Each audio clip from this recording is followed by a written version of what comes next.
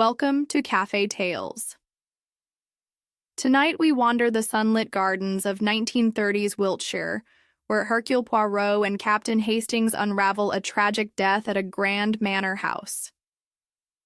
Join us for The Maid in the Mirror, inspired by the true events of the Nancy Evans case, a tale of vanity and shattered illusions, crafted in homage to the masterful Agatha Christie, whose genius we honor, though this English enigma unfolds on our own terms. Before we begin, share with us. What was the first crime, mystery that captivated your sleuthing spirit?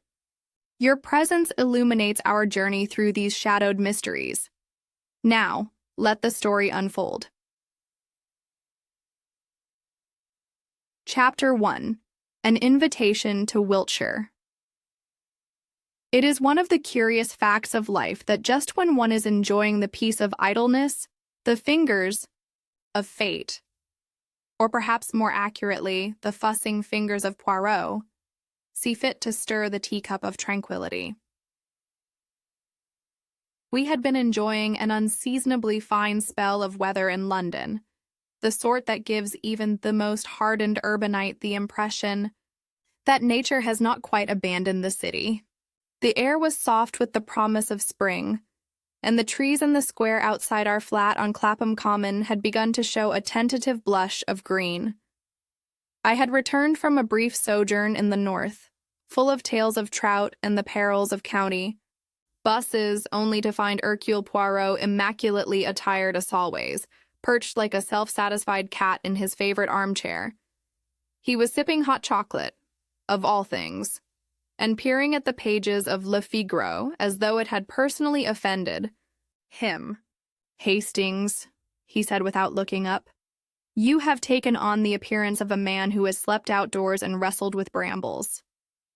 "I've been in Yorkshire," I said defensively, lowering my suitcase to the floor. "Fresh air, Poirot. You should try it." He made a noise somewhere between a sniff and a sigh. "Fresh air, mon ami, is a most overrated substance. It irritates the eyes, dries the skin, and leads to nothing but colds and confusion. No, give me my little stove and the order of civilization." I laughed and collapsed into the opposite chair.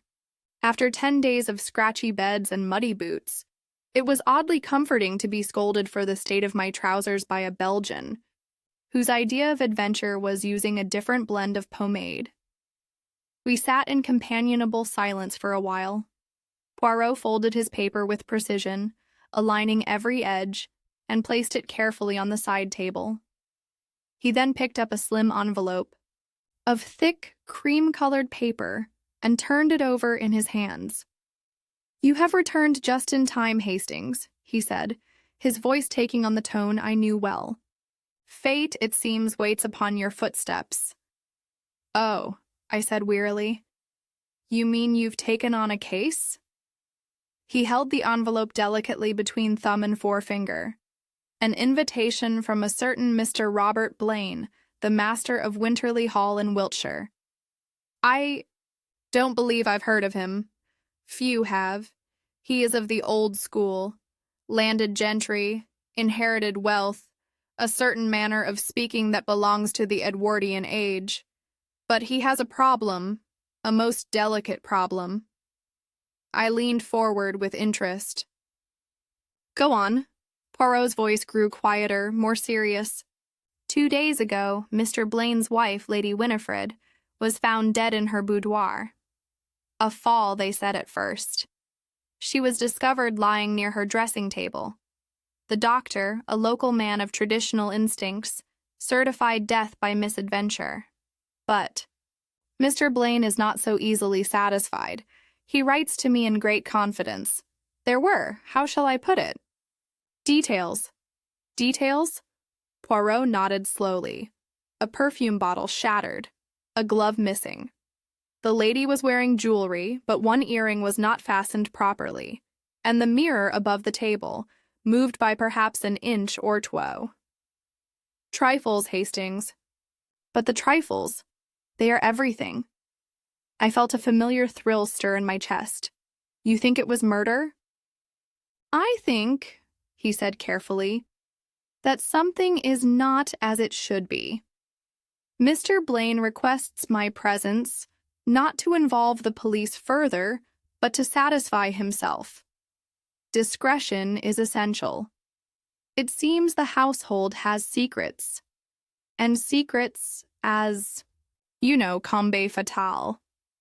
There was something in the way he said it, softly, with a kind of reverence, that gave me pause.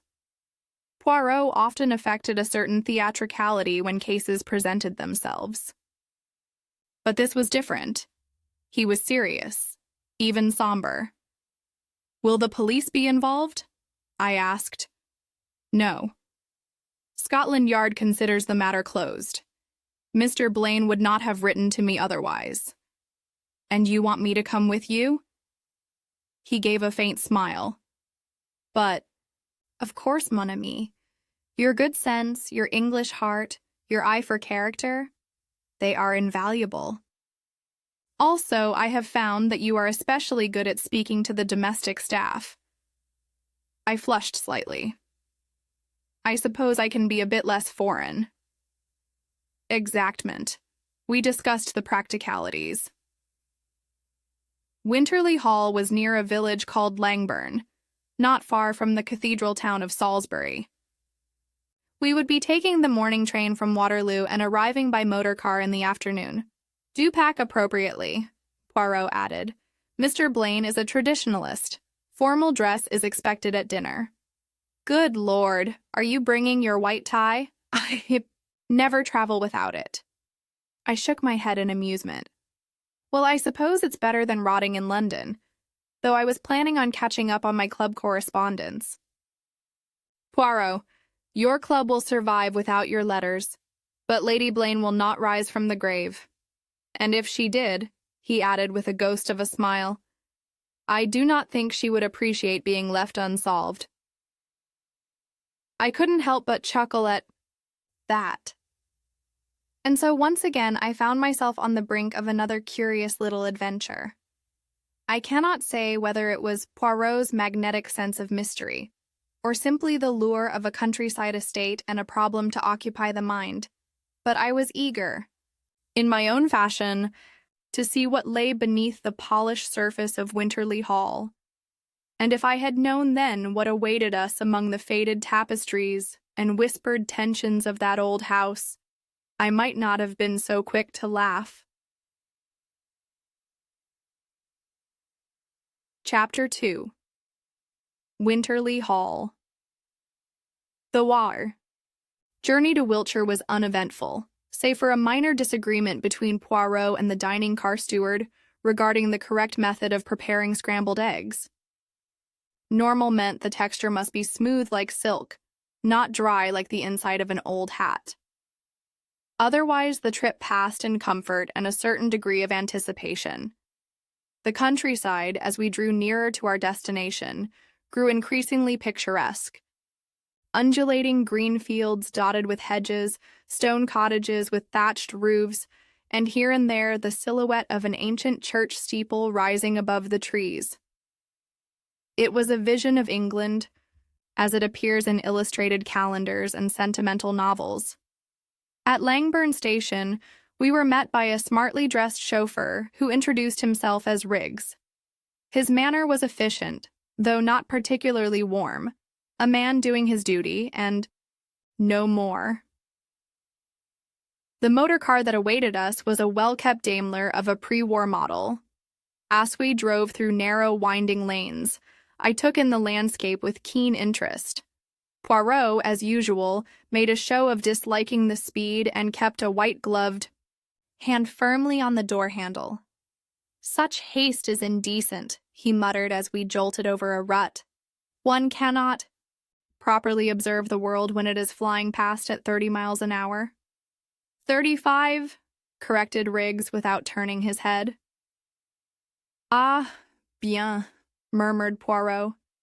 It was nearing 4 o'clock when we arrived at Winterleigh Hall. The house stood on a gentle rise, partially hidden behind ancient yew trees, and fronted by a sweeping gravel drive. It was a rambling old building, mostly stone, with Tudor chimneys and Georgian windows.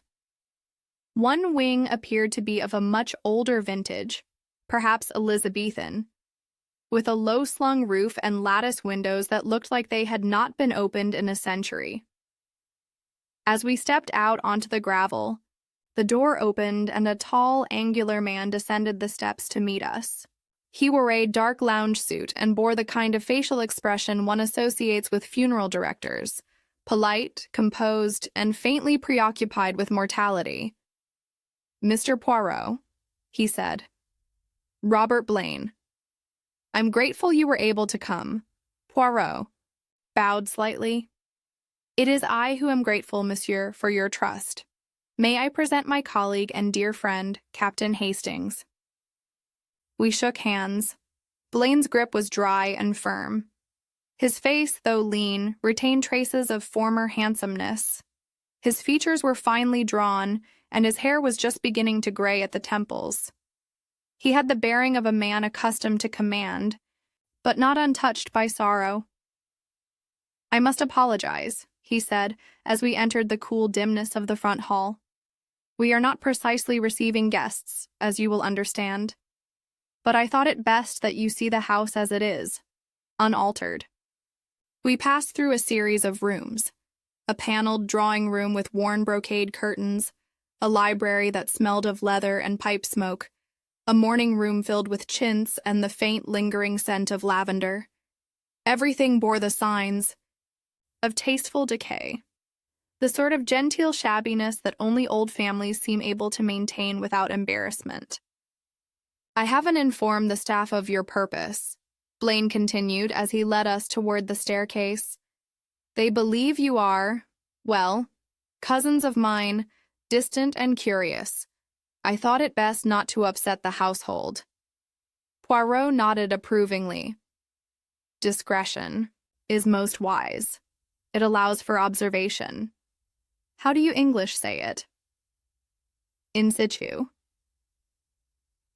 The bedroom corridor was long and narrow, with faded portraits along the walls and creaking floorboards underfoot. At the far end, Blaine opened a door with some reluctance. This was my wife's room. We entered. The air was cool and musty, with the faint scent of old talcum powder and something sweeter, rose, perhaps, or lilac.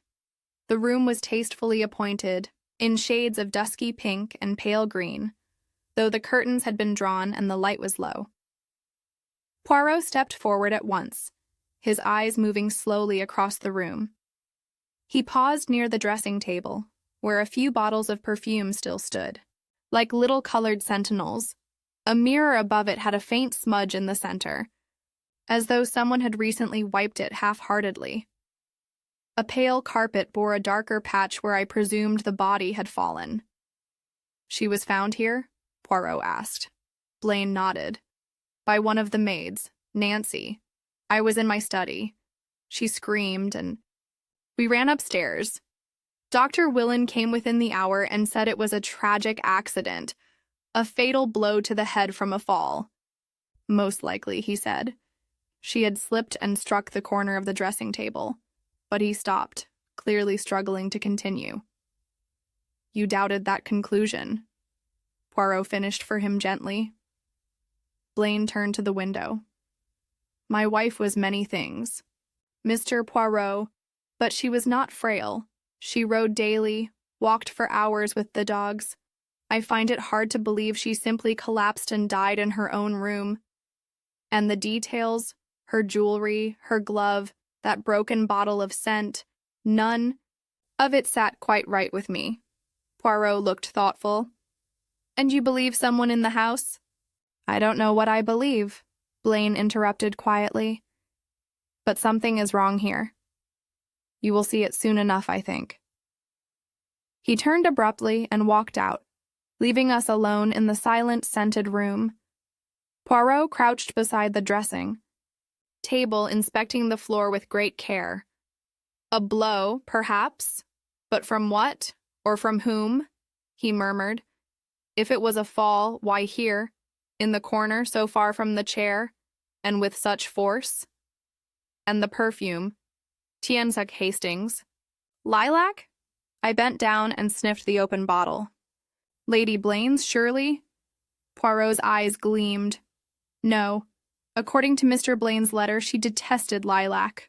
Always wore rose, or nothing at all. I stared at him. Then someone else. He rose and dusted off his knees. Well, Hastings, he said briskly, the stage is set. The curtain has risen. Let us meet the players in this little domestic tragedy.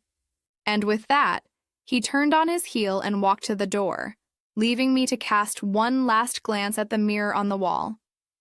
And the faint, cloudy reflection of a life recently ended.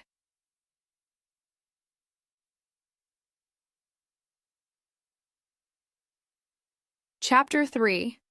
The House Below Stairs. The staff at Winterleigh Hall numbered 5, not including the part-time gardener and a deaf kitchen boy who was reportedly more ornament than use. Mr. Blaine had mentioned that the household had grown leaner in recent years, as the war and the changing times had thinned both fortunes and expectations. Still, it maintained a quiet formality, the kind of proud service that persists even when the silver is being polished less often, and the cook has only one scullery maid to command. We were introduced first to Mrs. Broomley, the housekeeper. She was a solid, angular woman in her late 50s with a face like carved oak and a gaze that seemed to size one up, and file the result away for later discussion with the laundry. I hope we can be of service, sir, she said, not without a certain guarded courtesy. We were very fond of Lady Blaine. It's been a trying time. Poirot inclined his head gently. We do not wish to intrude, madame, only to observe, to understand. Perhaps you might assist us in understanding the ways of the household. I dare say I might, she replied, though I keep to my part of the house and don't hold with gossip. Bien sûr, gossip is often unreliable, said Poirot. But routine, order, habit, those are most enlightening. Mrs. Broomley gave a short sniff, as though in approval. Breakfast at 8, luncheon at 1, tea at 4, dinner at 7. Housemaids rise at 5:30 and are expected to have the grates done by 6. His lordship takes his tea in the study, and the late Lady Blaine took hers in the morning room. She reeled off the daily rhythms like a drum sergeant calling time. Poirot made a few notes in his little black book, while I stood back and took in the surroundings. The servants' corridor was plain and cool, with red tile flooring and a faint scent of starch and paraffin. Somewhere in the distance a kettle hissed and clattered. And the young maid? Poirot asked smoothly. Mademoiselle Nancy? Mrs. Broomley's eyes narrowed ever so slightly. Still here? Yes, though I can't say I'd have kept her on. Oh, said Poirot mildly. She was the one who found the body. I understand. She screamed the house down. I camera-running myself. And I don't say the poor girl isn't shocked, but she's... how shall I put it? Temperamental? Moody?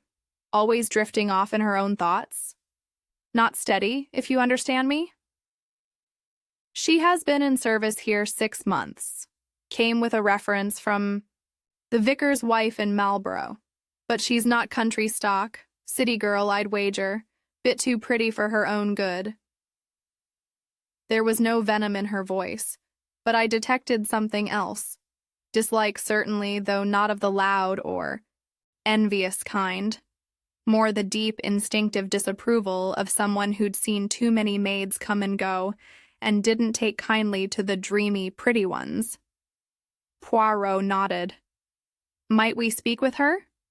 She's upstairs changing the linens, Mrs. Broomley said. I'll send her down to the still room. The still room, as it turned out, was a small chamber off the kitchen, formerly used for preserving and bottling, but now more or less a quiet corner for tea-making and nervous conversations.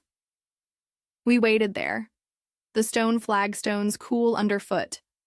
Poirot sitting very still on a rickety stool, his hands joined neatly in his lap. Nancy Elmes arrived 5 minutes later, her face pale and her eyes red-rimmed. She could not have been more than 20, with fair hair pinned up under her cap, and a softness of feature that might once have been charming, but was now haunted. "You wanted to see me, sir?" Her voice trembled a little, and she looked to Poirot first, then to me, as if unsure which of us was in charge. "Please, mademoiselle," Poirot said gently. "We wish only to understand what happened the day Lady Blaine died. You found her?" She nodded. "I'd gone up to fetch her water jug.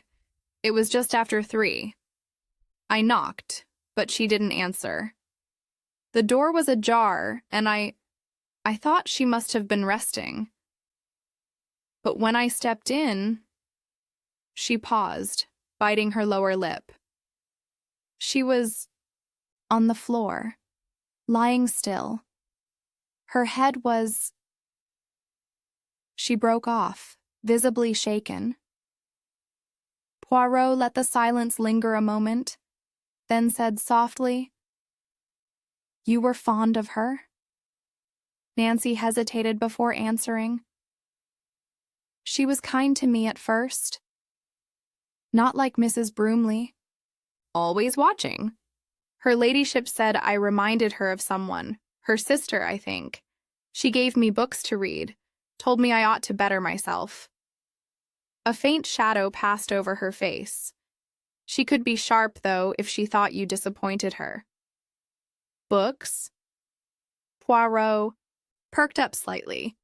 "She said I ought to read more than just picture weeklies. Gave me novels.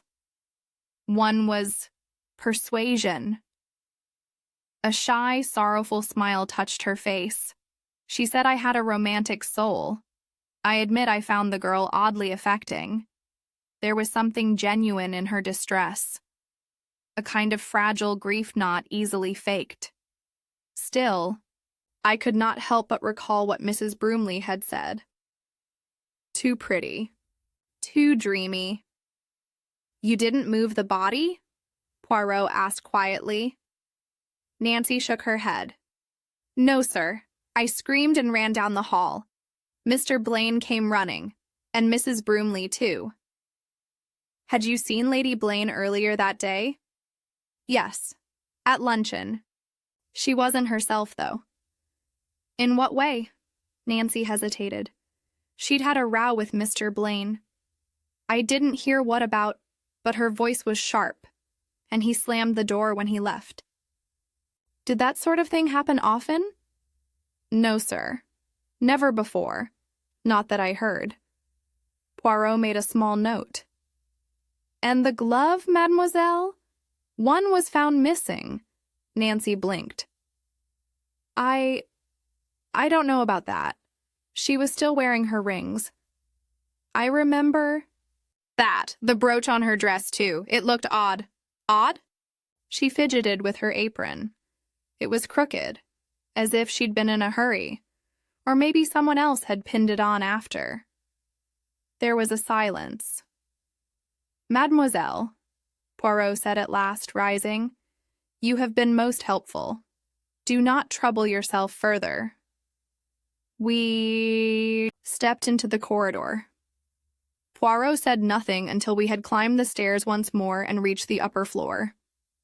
Then suddenly he turned to me with that bright look he always assumed when the first contours of a case began to take shape in his mind. "She tells the truth, Hastings. That much is clear. But she tells it in fragments. And a fragment is dangerous. It is the puzzle piece that may fit in more than one place." "You think she knows more than she's saying?" "I think," said Poirot slowly, "that the wrong question has been asked. Not who found Lady Blaine, but who was the last to see her alive." Chapter 4. The Man in the Study. Mr. Blaine's study was located at the rear of the house, overlooking a clipped yew garden that had seen better days. The room itself was handsome in an old-fashioned way. Dark wood paneling, shelves of legal volumes and travel memoirs, and a rather battered mahogany desk under the window.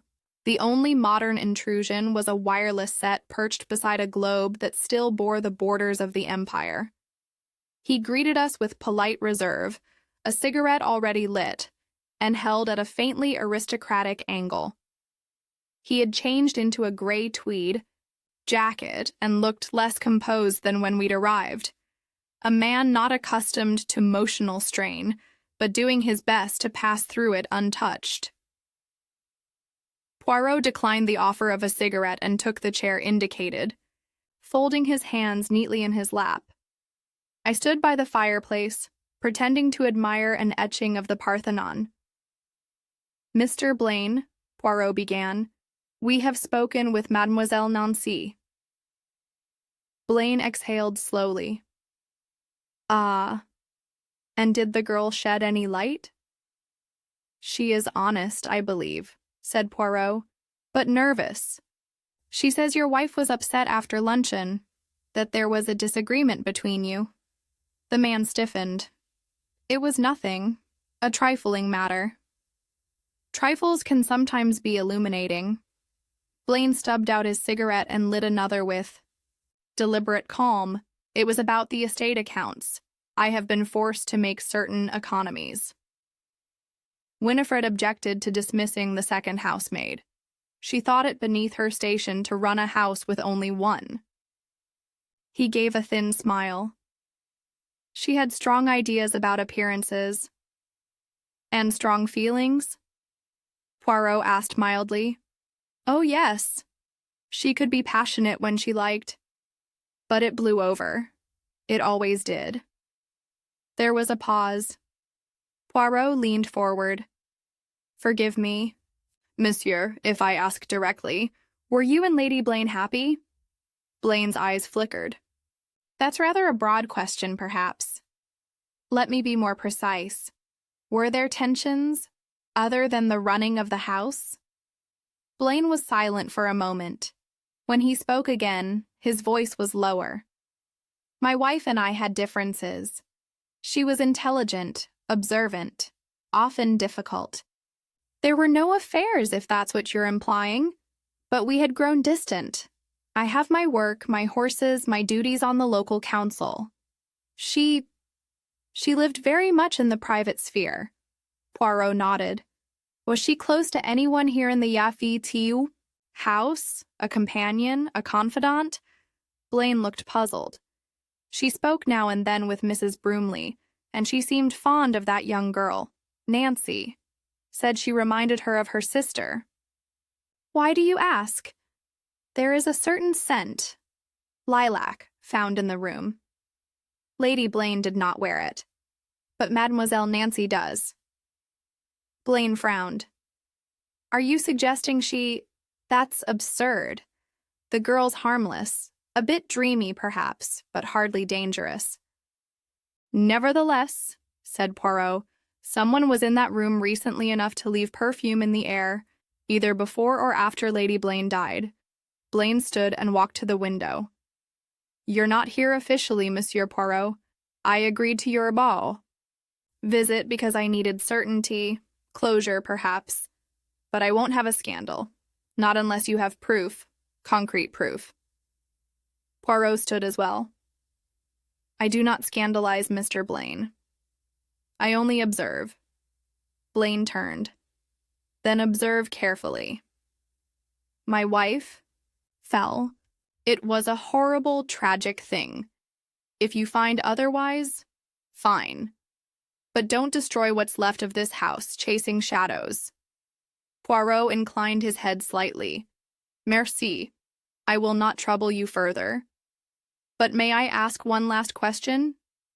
"If you must." "Where were you precisely when Lady Blaine died?" Blaine's eyes didn't waver. "In this room, writing letters.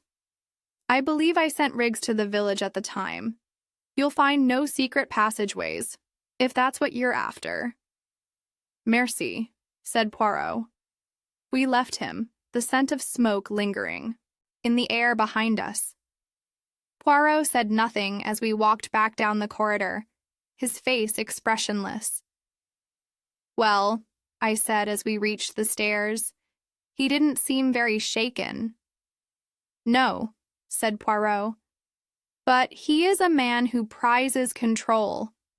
Control over his household, his wife, and most of all, his image. When such a man finds himself powerless..." He paused.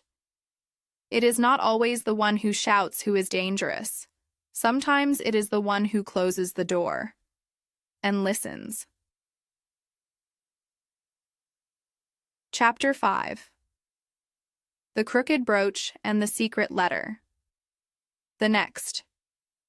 Morning dawned gray and low-hanging, with a soft drizzle clinging to the windows like breath on glass. Poirot, of course, refused to stir before his ablutions were complete. He emerged from his room in full morning attire, mustache gleaming, boots polished to a mirror sheen, as though he were preparing to dine with royalty, rather than inspect the scene of a death.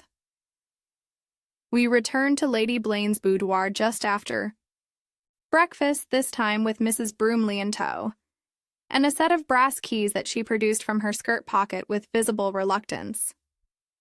"I don't usually allow anyone to rifle through her ladyship's belongings," she said stiffly. "Madame," Poirot replied, "I promise to touch only with the eyes, and the little gray cells." He moved about the room slowly, scanning with his usual maddening thoroughness. He, too, cast an eye over the familiar details: the elegant writing desk, the faint smudge on the mirror, the bottles on the dressing table. But it was the brooch that drew Poirot's attention today. It lay inside a velvet tray beside the dressing table, an antique piece, gold filigree with a dark green stone. Poirot lifted it delicately with a handkerchief and turned it toward the light. "Observe, Hastings," he said quietly. "The pin at the back. It is slightly bent, not a new fold. And yet, why would a lady of refinement wear a brooch skew?" He pointed to a fine thread, pale and delicate, caught between the clasp and the velvet lining. A thread from a housemaid's uniform, perhaps. Mrs. Bromley, standing behind us, made a disapproving sound. "I'll not have it said that Nancy touched her ladyship's jewels." "Ah, but that is just it," said Poirot, straightening. "What if it was not done out of theft and but imitation? I beg your pardon?" Poirot didn't answer. Instead, he moved to the writing desk and began inspecting its drawers, each one empty, save for a few stray blotters and a broken nib. At last, he opened the lower left drawer and stopped. He reached in slowly and removed a single folded sheet of pale blue stationery, which had been slipped between the drawer lining and the frame. "Aha!" He unfolded it. I stood behind him and read over his shoulder. "My dearest R., I have written and torn up 3 letters before this. I cannot keep up. The pretense. I saw you look at her, the way your eyes follow her down the hall. Does she remind you of what I once was? If you mean to make a fool of me, at least have the decency not to do it in my own house. West." A silence hung between us. Poirot folded the letter carefully and returned it to the drawer. Mrs. Bromley's face had turned to granite. "Well," she said at last, "if that was meant for Mr. Blaine, I don't doubt he earned it." "You think he was?" I began, but Poirot held up a hand. "No, mon ami. Let us not run ahead of ourselves." But I could see it in his expression, a glimmer of the pattern emerging, the edges of a picture beginning to form. We left the boudoir and made our way to the servants' quarters once more. Nancy was not in the still room, but Riggs, the chauffeur, was leaning against the wall just outside, smoking a cigarette with the air of a man who had seen and heard more than he cared to admit. "Morning," he said, tipping his cap without warmth. "Looking for the girl?" "Yes," said Poirot pleasantly. She's upstairs, cleaning the nursery. Not that there's a child to use it. Poirot nodded. And yourself, Mr. Riggs. Where were you the afternoon? Lady Blaine died? Riggs frowned. Village. She sent me for a bottle of some French perfume. Said she couldn't find her old one. Poirot's eyes lit up. Perfume? Riggs nodded. Lilac something. Told me to fetch it from a chemist in Devizes. Took me over an hour. Didn't think she even liked the stuff, right, to be honest. She didn't, Poirot murmured. And with that, he turned to me. Come, Hastings. There is only one thing left to do. What's that? Poirot's eyes sparkled. To bring everyone together. The scene is set. The props are in place. And the truth, it waits only to be revealed. Archigard. Chapter 6. The Gathering in the Drawing Room.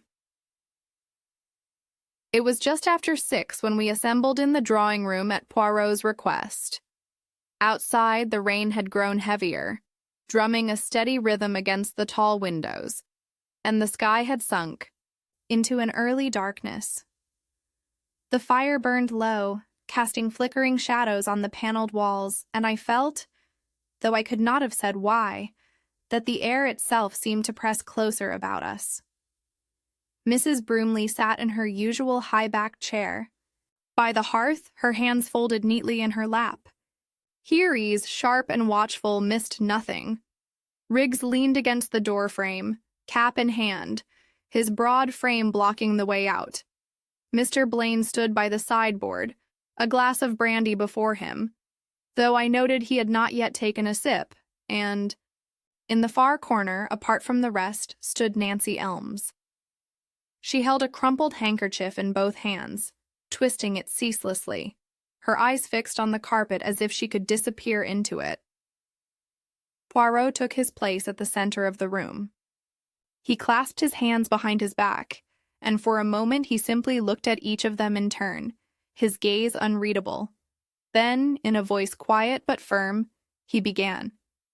My friends, we are here because Lady Blaine's death was not the accident the doctor believed. It was no fainting fit, no unfortunate fall without cause. It was the end result of a confrontation, a clash of wounded pride, jealousy, and hurt. And as so often happens in such moments, the final blow was struck without thought for its consequence.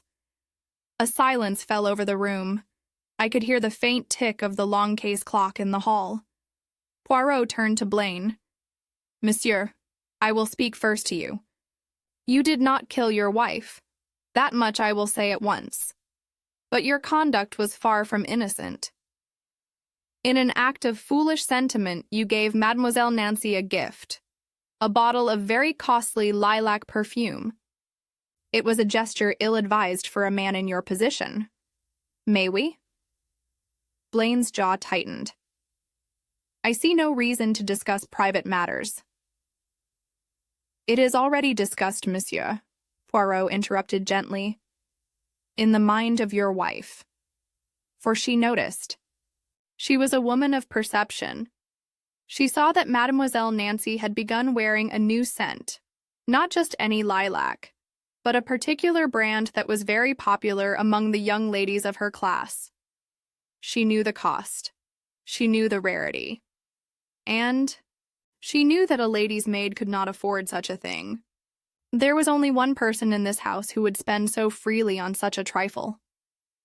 Mrs. Broomley gave a short, derisive sniff at this, but said nothing. Poirot went on. Lady Blaine searched Mademoiselle Nancy's room and found the empty bottle. Proof enough for her. Meanwhile, monsieur, you had already ordered a replacement, arranging with Riggs to collect it in Devizes. You wished the matter kept quiet, so you wrote a note in your wife's hand confirming the errand, to shield yourself should anyone ask why Riggs was gone. Blaine's mouth tightened, but he did not speak. Poirot continued. Lady Blaine summoned Mademoiselle Nancy to her boudoir, bringing the empty bottle with her. I could picture it now. The room, the pale afternoon light, the tension between the two women. "She confronted you, mademoiselle," Poirot said softly. The words were sharp. "She accused you of vanity, of deceit, of stepping above your station. She told you she would see you dismissed before the week was out. She may even have named Monsieur Blaine in her accusation. And then, in her anger, she smashed the empty bottle against the dressing table. The scent of lilac flooded the air. Nancy's fingers clenched tighter around the handkerchief. It was a gesture meant to humiliate you," Poirot went on, "to destroy the evidence, in a manner that said, 'I know, and now you have nothing.' But it had the opposite effect. The shattering glass, the perfume on the air, it was like the spark to dry tinder. The insults, the shame, the anger, all these boiled over. And so, in a single movement, you shoved her." Nancy gave a small gasp, but Poirot's voice did not falter. She fell, struck her head against the edge of the dressing table, and in that instant, she was dead. The doctor saw only a fall. He did not see the quarrel that preceded it, but the little details told me the rest. The crooked brooch pinned in haste, the missing glove dropped and forgotten, and the smudge on the mirror, made when you wiped it in a moment of panic. You looked into the mirror above the dressing table and saw yourself, not as you wished to be, but as she had named you, and you could not bear the sight. Blaine shifted in his stance. "You mean—" Poirot inclined his head. "Yes, monsieur. Mademoiselle Nancy killed your wife, not with premeditation, but in the heat of an argument she could not bear to lose. For a moment, the only sound was the rain against the glass. Nancy's voice, when it came, was low and shaking. She said I was nothing, that I was a servant pretending to be a lady. She laughed when she broke it. Laughed. I just wanted her to stop." Poirot's expression was grave, and so she stopped. Forever. That is the danger of such moments, mademoiselle. They last only seconds, but they change everything. He turned to me. "Hastings, the constable in Langbourn, is expecting our call." Rose, my legs feeling oddly heavy, and went to the hall. Behind me, Blaine had turned away from the room, staring into the fire. Mrs. Broomley had risen and placed a firm hand on Nancy's shoulder. The girl stood rigid under it, her eyes fixed on the floor. Epilogue. The inquest at Langbourn was a subdued affair, conducted with as much discretion as the coroner and local authorities could manage. Poirot's presence lent a certain gravity to the proceedings, though he was careful not to embellish his testimony. He spoke of the facts plainly, the sequence of events as they had emerged, and the little clues that had betrayed the truth. Nancy Elms sat very still throughout, her hands folded in her lap, her eyes fixed on the floor. She did not contest Poirot's account. When asked directly whether she had struck Lady Blaine, she admitted it, though in her quiet voice there was no malice, only a kind of tired resignation. The jury returned a verdict of manslaughter, noting both her youth and the strong provocation she had endured. Her sentence was to be served in prison, though not a long one. As she was led away, she did not look back at anyone, not even at Mr. Blaine. Blaine himself remained outwardly composed, but I could see that the events had shaken him deeply. It was not the grief of a man who had lost a great love, but rather the cold awareness that his own vanity and weakness had set the stage for tragedy.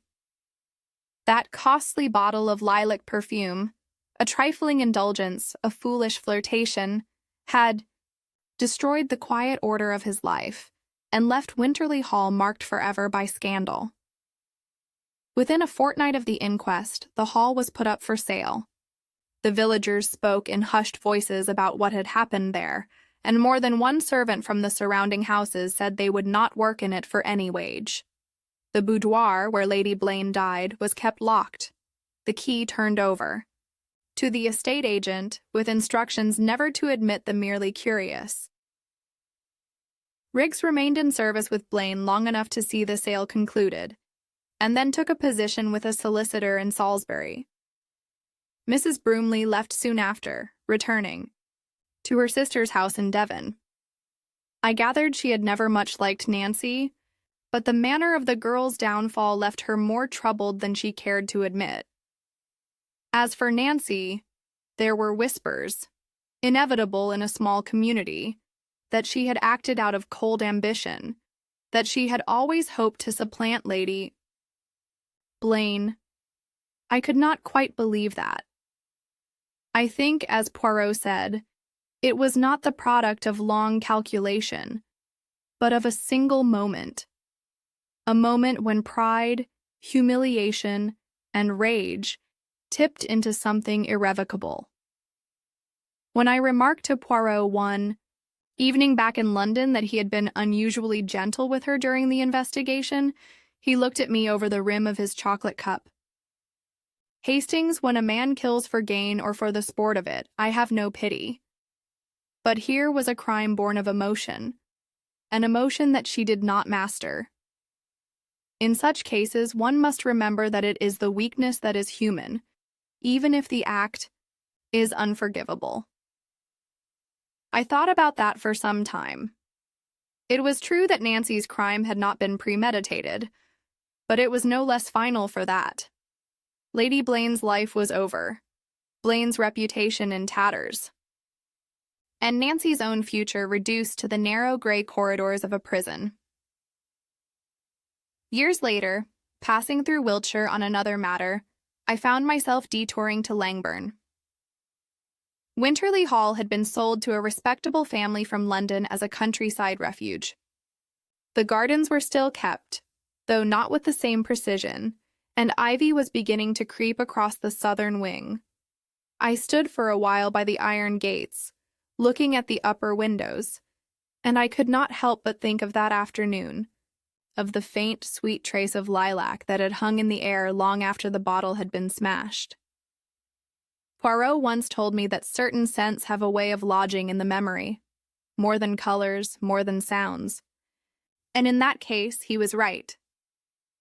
Even now, whenever I catch the faintest hint of lilac, I am carried back to that room, to the smudge on the mirror, the glitter of broken glass, and the knowledge that in the span of a few heated words, 3 lives had been shattered. Postscript from the notes of Hercule Poirot. It is curious, the case at Winterleigh Hall. It was not my most intricate, nor my most perilous. Yet it lingers in my thoughts long after others have faded. Why? Because it was not born of the grand passion so beloved of the theatre. No vast fortune was at stake, no years of cold plotting, no conspiracy of silence. Instead, it was the small thing, the scent of a flower, bottled, that began the chain of events. Monsieur Blaine. Ah, the man was vain, yes, but not cruel. His folly was the folly of a man who enjoys admiration and is careless with the consequences. He gave to the young maid a gift meant to flatter and please, thinking perhaps it would remain his little secret. He forgot that a secret shared between 2 will soon be known to 3, and that the 3rd may be the most dangerous of all. Mademoiselle Nancy Elmes. She was young, impressionable, and not without ambition. When Lady Blaine gave her books, encouraged her to better herself, perhaps she imagined a path to another life. But such kindness, when it turns to scorn, becomes sharper than a knife.